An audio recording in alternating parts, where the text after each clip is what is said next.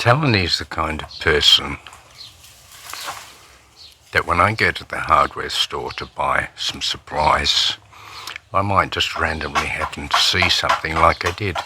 A tree saw. I thought, yeah, the old one's pretty well knackered, so I'll grab that.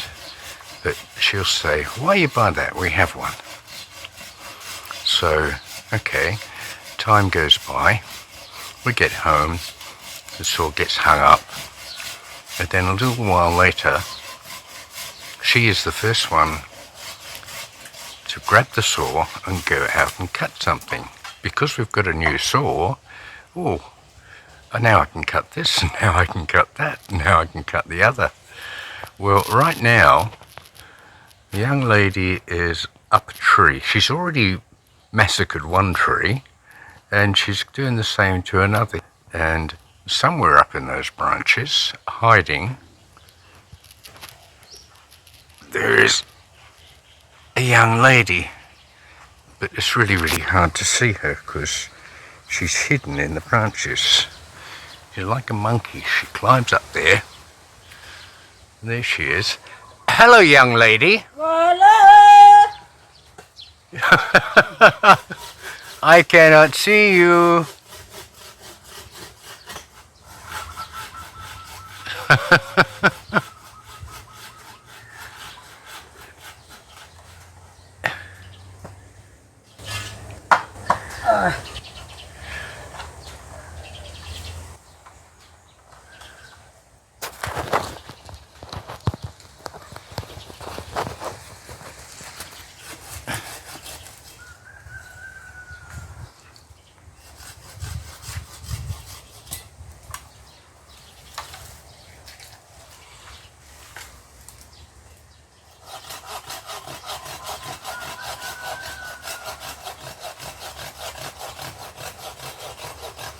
I can hear you, but I can't see you too good.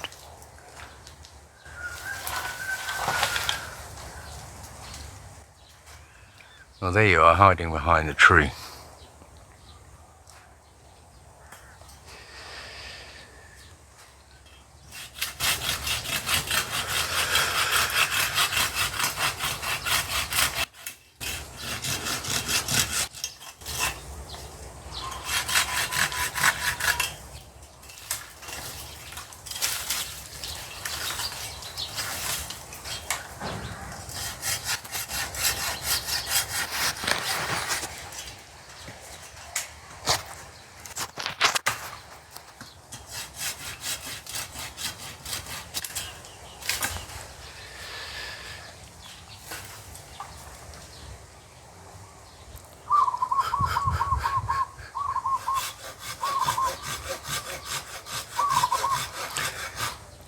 It's a nice new saw and it really, really cuts easily. It's a proper tree saw. A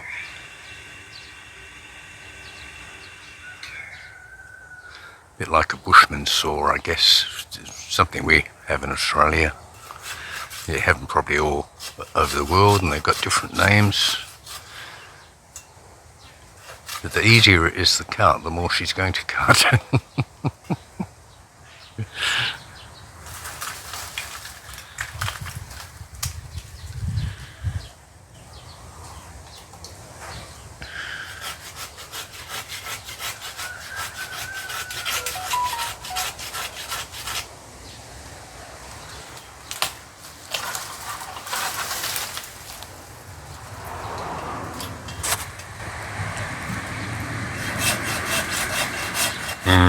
Okay, well, let's move on from there.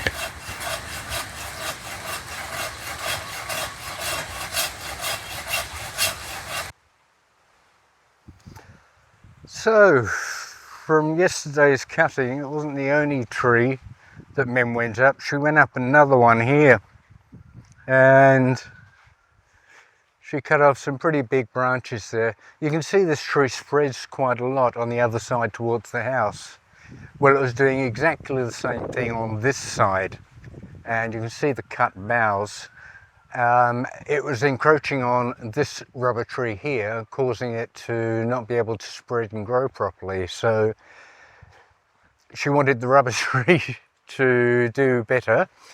I have a tendency to believe that she cut some of this canopy too, so that the sun, which comes from that direction where that old house is, rises, peeks over these trees and goes to the solar panel there on the pump, the solar water pump. So I've got a funny feeling it might have also had a little impact there. She might have been trying to clear the way to get the sun through there a bit earlier on the panels because she wants the water. This canopy, I've been through and spent a day and a half chopping it to bits and pieces, and all the foliage there. The wood is here, and that's going to go to the brother-in-law, who will put that in drums, chop it up into smaller lengths, put it in drums, and he will turn it into charcoal for fueling barbecues and the cooking pots and so on. So that's a sideline he does. But there was an enormous amount of foliage. Here it is here. And when I say here it is, that's the bit I haven't moved as yet, because there was a lot of ant nests in this tree, and all the ants have woken up and they were eating me. I've been out here a few times trying to move these, but something's been eating me, so these ants have been stinging. And here's a sister-in-law. Hello. Yeah, we cut down the tree. Not the only one. Ah. But that's all got to get burnt. That's the only way to dispose of it. And we put it out here towards this, to this rice field. And we're going to drag that out clear of all of these banana trees and everything. And that will get burnt. There's lots of it. Lots of ants in it too, guys. I can tell you. If you don't like ants, not that anybody really does, but if you can't deal with it, this is the wrong place for you, because they're going to be around and you're going to get the occasional stings. These guys sort of hurt while they're biting you, but they don't leave any venom or anything that's going to be an ongoing thing. They're not like a mosquito that sort of bites you and then you've got something you're scratching for a while. You just feel while they're biting and you brush them off and that's it. They don't seem to affect you in any way or create welts or anything like that, so that's the way it goes. But that wasn't the tree that I showed you that Mem was up. It was this one. And you can see a long bamboo ladder, and she was up there in the top foliage. And again, same story, she cut lots of big boughs, and there's the foliage which I stripped off of the boughs. There's some of the heavier wood. If that's any use to DJ, the brother-in-law, then he can also have that to create charcoal. But lots of things you don't think of, and lots of areas of reuse where you can get further value out of some things, even like this, even just sort of cutting foliage. Going up there, that's where that young lady was yesterday. She was actually not on the ladder, she went higher than that. You can see she was climbing up in the branches, and there's one further up that she cut off. She could not have been standing on the ladder to do that. Same with this one out here. So she's quite agile. She's doing okay. So that was all well and good and fun. So that's taken care of. So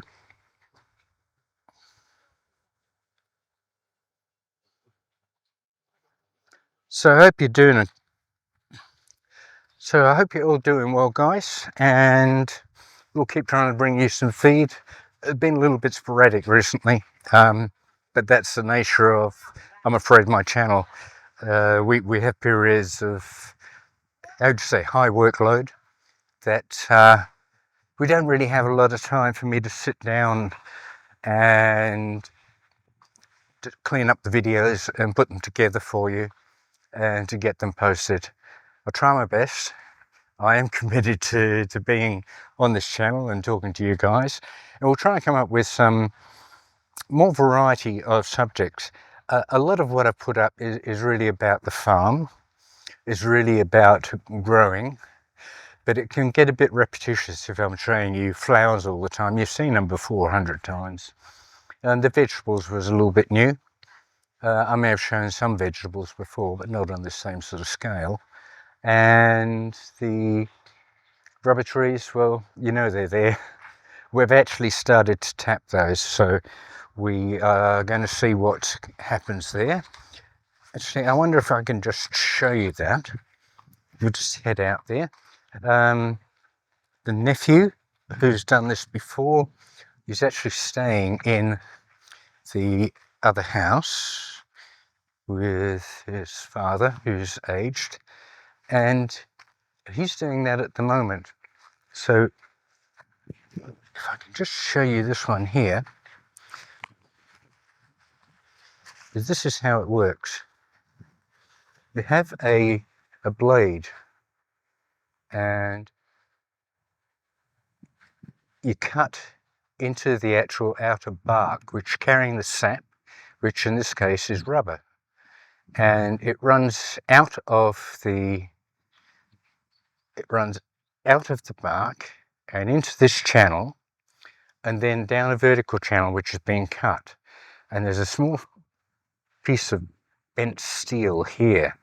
It'll run out and it will drip down into the vessel. We have a cup which is held with a wire around the actual tree, and you can see the sap there. That's the latex or rubber. And so that only started today, so we've got that one cut. Not all the trees are in a position to cut, but we thought it was time to do it, and I was supposed to be the one to do it and learn how to do it, but Joke, the nephew's here, so he's giving us a hand. They're the plastic cups.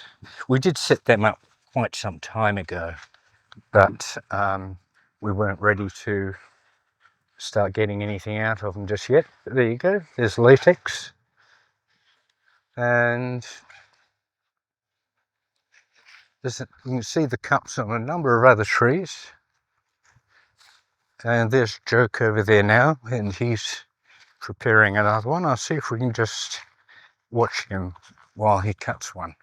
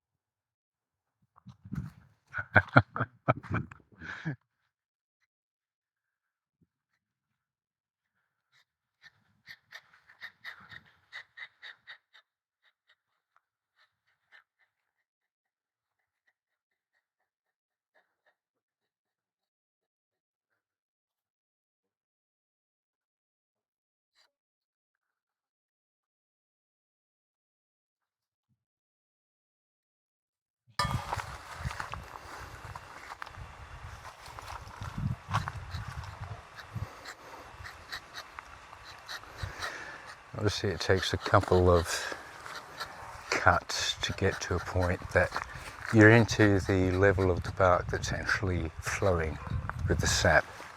You know, the outer stuff is dry and dead. Not dead, but it's dry, not carrying sap. It's a protective coating. We'll put the cup in there.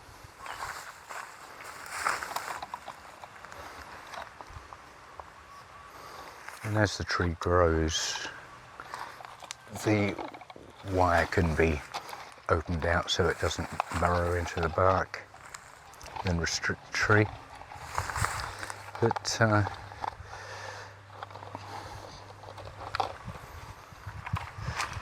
so that's happening for us, guys. So